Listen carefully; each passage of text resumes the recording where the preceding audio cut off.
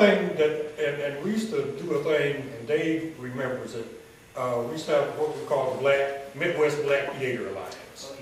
And we would all work cooperatively together, you know, to share ideas, to share information, you know, to help build each other's capacity.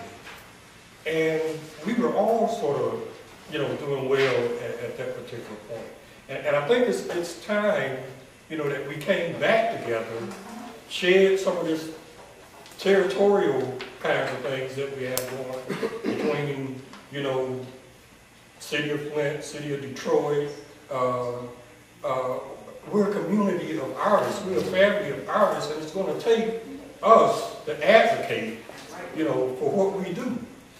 You know, we can't expect, you know, Joe Blow out there to go out and advocate for black theater. We've got to come together and do it ourselves, you know, and bring in other people. As they built their audience by being dedicated, tenacious, consistent over a period of years, and doing quality work over a period of years, and you know, and grabbing ideas from their friends at Caribou House or their friends at St. Louis Rep. You know, how did you do this? And, you know, show me how you did that. And let me borrow that from you. Let's, if you got a set that's already together for this play, rent it to me. You know, so I won't have to build it from scratch. We've got to get together and start doing those things. If you know, if we are to survive. Because if you're looking for a source potentially to help you renovate your space, there's a foundation in New York called Arts Place that actually part of what they do each year, they give out funds, they give out grants to renovate performance space. Thank you. What's the name of that? Art Place. Art Place? New York? Yep. So what do you see as the problem in Detroit for black theater? Let me just, what do you see, what is the problem, really, in a nutshell? Now, I understand. I've always wondered, being from Flint, always wondered why does Detroit, you know, have this big black theater? You know, I mean, with the population, I always wondered that. I can't. I know what we do. Well, you know, and, anyone working here can kind of crystallize it. We talked about everything under the sun, but in terms of, you know, what needs to be done, and there are problems. But what is the problem really? And then, get people to work for nothing. That's okay. And then there's another thing. Listening to this, the first thing that came to mind after the panel got through talking, are we talking about black theater or black people doing theater? Because Jackie Taylor is a black person doing theater, and I love her for it. You know, she does great work. We should replicate this in every city in America. Somebody who's doing commercial theater and just raking in people. But on the other hand, we need, hey, somebody's always upset. Right. Screw them. Right. On the other hand, we need black theater. Right. And just so I can shut up, isn't that the play, see, Raising in the Sun is great for a generation. And I remember that reading that when it first came out in New York, that the intellectuals, the black, quote, intellectuals, were kind of down on it. However, all the folks from Harlem were rushing to it. Okay, so maybe it spoke to them. Do we, in fact, now have the kind of plays that are relevant to the people that we're trying to get to? See, I don't want to see Raising in the Sun again. I don't care who's doing it. You know, on the other hand, there are some plays I've already done. I could stand probably to see Slave Ships again, but that's because I was so involved in it the one time it was done here. But basically, I don't really need to see that total revolutionary thing. I want to see some real are the writers giving us plays that we want to go to other than to just be entertained?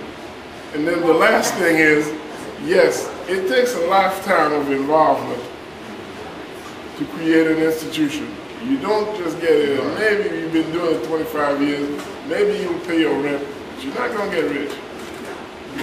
My opinion and my thing, like we were saying earlier, is everybody likes something different. I'm the type of person who I believe in marketing to everybody and then see how many people fill in those seats and all that. And I have been out there passing out flyers, talking to people, and some people say they never heard about some plays and all that because they don't even get a simple little flyer. You know, you don't go out to the masses where the people at. If you're not at Shane Park putting flyers on the cars, they're not going to know about you. But they'll go see Stanley Clark, Tyler Perry. But if you're not down there, nobody would know about who you're doing. I done put flyers on the cars and passed out flyers in people's hands at Tyler Perry, and they didn't came to a play. So to me, I think we at the point where it's a lot of different things out here that people could do. They could be on the internet now, just like somebody was arguing about how you feel about Spike Lee and Tyler Perry. In my opinion, both of them was an influence on me. Spike Lee had his time, now Tyler Perry doing his thing. It's not dumbing down the audience. It might be, but to me, it's not dumbing down. I look at it as entertainment. When I want to watch something like a Spike Lee movie, Do the Right Thing, Malcolm X, boom, I want to watch that then. So to me, the audience is going to always be there, but you got to be out there and present it to them. If they don't know nothing about it, they will not come. A black man wearing a dress in a wig is not acceptable. And I agree with you. I agree with you on that. But, you know, that's what people want to see. But one of the main problems in Detroit when you come into having a black theater, one is money. Right now, nobody wants to give Detroit money really for anything, as you can see, because of all the mismanagement that's gone on. So you have people who are more concerned, yes, you have more people concerned with, in Detroit, I had to realize this after I did my show, I said, and I'll be honest, I became extremely discouraged. I started looking for other markets to go. I said, this isn't going to work for me. I need to go look for another market where I can market my place who's going to be interested in it. And I said, Detroit to me, it's broke. I said, Detroit right now, to me, is going through a period where it's broke. The people who you're trying to reach, depending on what houses they're in, maybe out in the suburbs, and are they going to come see this type of play? It goes back to what Sean is saying. We have people that's like, you know, where's the jobs? Got all this violence going on. But I want to see a whole bunch of drama on the stage. And what you're saying, you want to combine, you know, the drama with the entertainment, and how to do that effectively to where it doesn't look, you know, too bad. Or you just want pure entertainment. I don't want to do that. So I wasn't sure what you were saying, but one of the issues is money in the city. Money and getting people to support, and people, you know, they're very particular. It's different. People, you know, I always tell them, I say, you know, people are going to go eat and drink. They have money. All of a sudden, they have money for that. But when it comes to sitting in a building and depending on something that they want to see, that's totally different. You may have to do what Sean is saying, and that's okay. But again, it's having a way to do it and getting the market to see it. And that is dumbing down, because when you go see these plays, it's putting what's on TV on the stage instead of putting what's on stage on the TV. And what you have on the television is stereotypes. You have stereotypes. They may be stereotypical. You have plays about cheating that people will go to, and they'll throw a song in there somewhere. And you have plays, that's primarily the plays that we have going on right now, and that's what they seem to want to see, is plays about cheating. Does that interest you? Let's jump on the back. Yeah. Yes, my name is Ryan Strickland, my affiliation is Ryan Blackstown, Southern Rocky. I want to talk about the same word about the not having to pay the first one, say, it was good to see this and we get rejuvenated about the idea of having black theater, period, because I remember coming today when Ryan Miller was around. He really helped me identify who I am and get me to why I was a labor actor, became a labor union, but he helped me to realize I needed to be a part of the revolutionary movement that made me join the shrine. Get back to the brother's question, and I like to ask y'all up there. I heard a couple years ago, I'm in the real estate now, I'm retired, and I was helping a brother that was getting an ice cream place down here on the road. He mentioned right next door there's an old theater that was supposed to have been a black theater, and I wondered, are y'all aware of that? What happened to the money